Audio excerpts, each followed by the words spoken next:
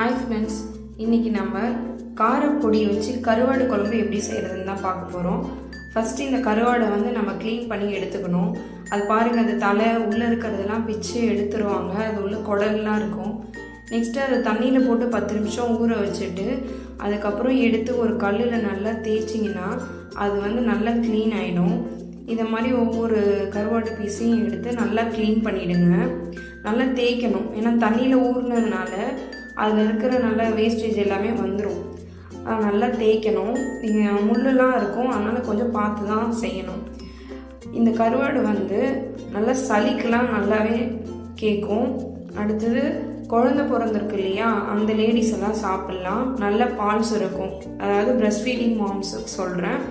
இந்த கருவாடு குழம்பு வச்சு சாப்பிட்டாங்கன்னா நல்லா பால் கிடைக்கிறதுக்கு யூஸ்ஃபுல்லாக இருக்கும். இப்போ இந்த கருவாடை எல்லாத்தையுமே க்ளீன் பண்ணிக்கோங்க. இப்போ பார்த்தீங்கன்னா தெரியும், நல்ல கலரே உங்களுக்கு வேறு இருக்கும், க்ளீனாக இருக்கும். நல்லா க்ளீன் பண்ணதுக்கு அப்புறமா எப்படி செய்யலான்னு பார்க்கலாம் வாங்க. இதுக்கு தேவையானதெல்லாம் வச்சுருக்கேன். தாளிக்கிறதுக்கு கடுகு, கொஞ்சம் கருவேப்பிலை இருக்குது, பூண்டு உரித்து தட்டி வச்சுருக்கோம், வெங்காயம் 2 பெரிய வெங்காயம், தக்காளி 2, தக்காளி அதிகமாக சேர்த்துக்காதீங்க. தக்காளி, புளி தேவையான அளவு கரைச்சி வச்சுட்டு அதிலே தேவையான குழம்பு மிளகாத்தூள் போட்டாச்சு. நெக்ஸ்ட்டு கத்திரிக்காய், 1/4 கிலோ அளவு கத்திரிக்காய் எடுத்து நீட்டாக அரிஞ்சு வச்சுருக்கோம். இதுதான் நம்ம க்ளீன் பண்ண கருவாடு ஃப்ரெண்ட்ஸ், பாருங்கள். அடுத்தது ஒரு கடாய் எடுத்துக்கோங்க. நல்லா ஒரு வெயிட்டான கடாயில் உங்களுக்கு தேவையான அளவு எண்ணெய் ஊற்றிக்கோங்க. எண்ணெய் ஊற்றிட்டு எண்ணெய் காஞ்சதுக்கப்புறமா கடுகு போட்டு தாளிங்க. நல்லா எண்ணெய் காயட்டும் ஃப்ரெண்ட்ஸ். அப்படி காஞ்ச உடனே நீங்கள் இந்த கடுகு எடுத்து போடுங்க.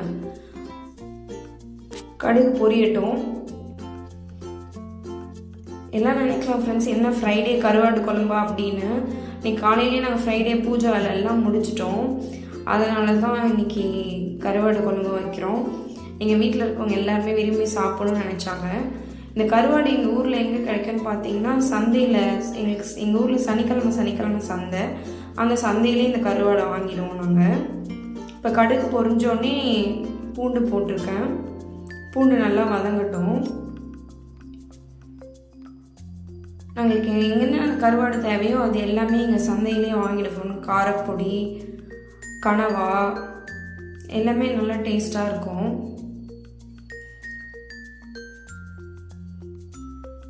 பூண்டு நல்லா வதங்கட்டும்.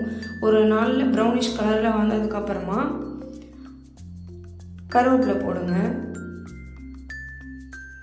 கருவேப்பிலையும் நல்லா வதக்கி விட்டுட்டு அதுக்கப்புறம் நம்ம 2 பெரிய வெங்காயம் அரிஞ்சு வச்சுருக்கோம்.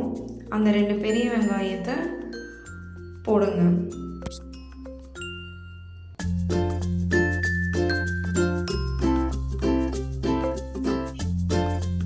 ரெண்டு பெரிய வெங்காயமே போட்டுக்கலாம் ஃப்ரெண்ட்ஸ், கரெக்டாக இருக்கும் இது. அதாவது நம்ம எடுத்துருக்க கருவாட்டுக்கும் கத்திரிக்காவுக்கும் தேவையான வெங்காயம் தான் இது. நீங்கள் எவ்வளோ போடுறீங்களோ அதுக்கு தகுந்த மாதிரி வெங்காயம் தக்காளி குவான்டிட்டிலாம் பார்த்துக்கோங்க. வெங்காயமும் நல்லா வதங்கட்டும் ஃப்ரெண்ட்ஸ். இப்போ உப்பு தான், கல் உப்பு யூஸ் பண்ணுறேன். கொஞ்சம் நல்லா வெங்காயம் வதங்கும் இல்லையா, அதுக்காக இப்போவே கொஞ்சம் உப்பு ஆட் பண்ணிக்கலாம். கருவாட்டிலையும் உப்பு இருக்கும், அதனால் அதிகமாக உப்பு போட தேவையில்ல. கொஞ்சம் எப்பயும் போடுறத விட கொஞ்சம் குறைச்சே போட்டுக்கோங்க. இது நல்லா வதங்கி வரட்டும்.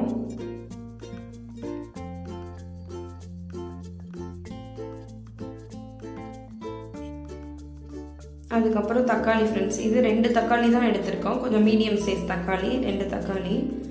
அதையும் நல்லா வதங்கினதுக்கு அப்புறமா பார்க்கலாம்.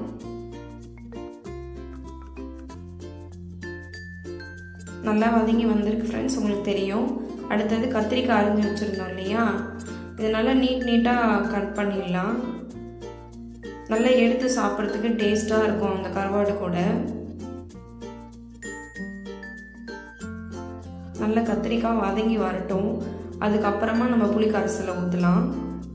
கத்திரிக்காயும் நல்லா வதக்கி விடுங்க, அப்போ தான் நல்லாயிருக்கும்.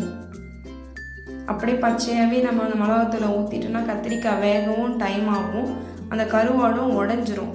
உடஞ்சதுன்னா அப்புறம் முள்ளெல்லாம் சிதறிடும். அப்புறம் வந்து நமக்கு சாப்பிட்றதுக்கு கொஞ்சம் கஷ்டமாக இருக்கும்.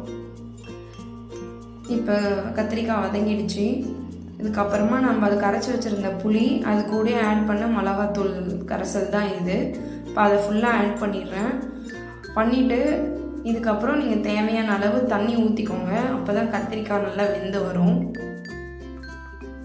தேவையான அளவு தண்ணியை ஊற்றிக்கலாம். நல்லா மிதங்கவே ஊற்றணும் ஃப்ரெண்ட்ஸ். இப்படி ஊற்றுனதுக்கு அப்புறமா மூடி வைங்க. மூடி வச்சோடனே ஒரு கொதி வரட்டும். கொதி வந்ததுக்கப்புறமா நம்ம க்ளீன் பண்ணி வச்சுருந்த கருவாட்டை அதில் போட்டுக்கலாம்.